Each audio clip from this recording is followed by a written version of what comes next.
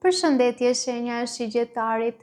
Sot do të interpretojmë kartat për javën 12 me 18 janar 2026. Pas lutjes dhe meditimit, kartat i ndava në 4 sfera jetësore, të cilat janë gjendja juaj, familja, dashuria, puna dhe një prizëm orakull.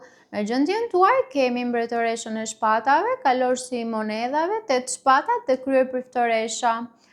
Gjendja personale nënkupton se jeni në një gjendje introspektive dhe mendërisht shumë të mpret. Mbretëresha e shpatave tregon se po mendoni me qartësi, ndoshta edhe me ftohtësi ndaj situatave që dikur ju ngarkonin emocionalisht. Ju po tregoni pjekuri dhe një ndarje të shëndetshme nga drama. Kalorësi i monedhave tregon se ndonse jeni të qëndrueshëm dhe të përkushtuar, përparimi juaj është i ngadalt, por i sigurt ama.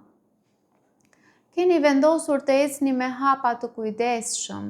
8 shpatat shfaq një bllokim emocional ose psikologjik. Ndoshta mendoni se nuk ka rrugdalje, por është thjesht perceptim. Zoti ju kujton që dalja ekziston, mjafton të shihni përtej frikës. Krye priftoresha udhëzon të dëgjoni thellë zërin e brendshëm. Intuita juaj është e fuqishme këtë javë. Ajo do t'ju tregoj rrugën. Kalojmë tek familja ku kemi asin e shpatave, 3 shkopin, 9 kupat dhe hierofanti.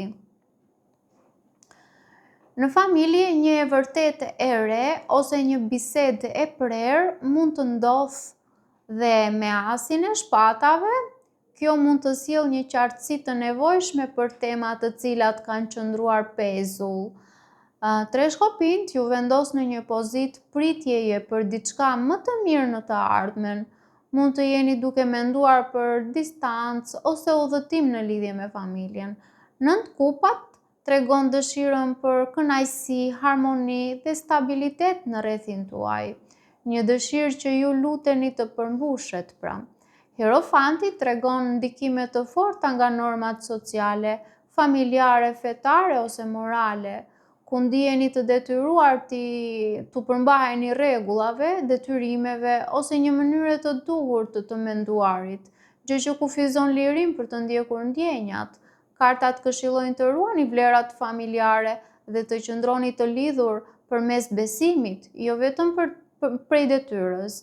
Ju mund të jeni figura që sjell qetësi, ose mund t'ju duhet të ndiqni këshilla nga një i moshuar ose figurë shpirtërore në familje. Kalojmë te dashuria ku kemi 7 monedhat, 8 shkopinjt, 5 kupat dhe karroca.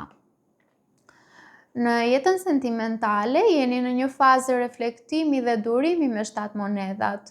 Ju keni dhënë shumë dhe po pyesni nëse do të shpërbleheni apo jo, duket sikur keni pritur gjatë. 8 shkopinjt tregon lëvizje të shpejtë, një komunikim i papritur, një zhvillim i vrullshëm, ndoshta edhe një udhëtim i përbashkët.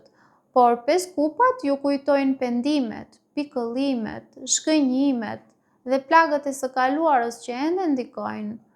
Ose mund të jetë dhimbje e freskët fare që po ndodh, domethënë, gjatë kësaj jave dhe ju mërzit juve.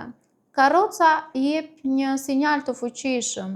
Ju ose do të drejtoni këtë marrëdhënie drejt një qëllimi më të lartë, ose do të ndaheni nga ajo që nuk ju shërben më, sepse të ardhmë të mesme këtu nuk ka, nuk ekziston.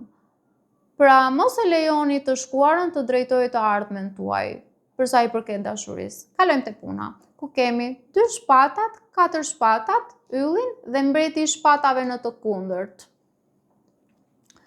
Në punë duket se jeni përballë një vendimi të paqartë ose të vështirë me 2 shpatat dhe ka një ndjenjë lodhjeje mendore që kërkon pushim me 4 shpatat. Megjithatë, ylli tregon shpresë dhe mundësi për rigjallërim.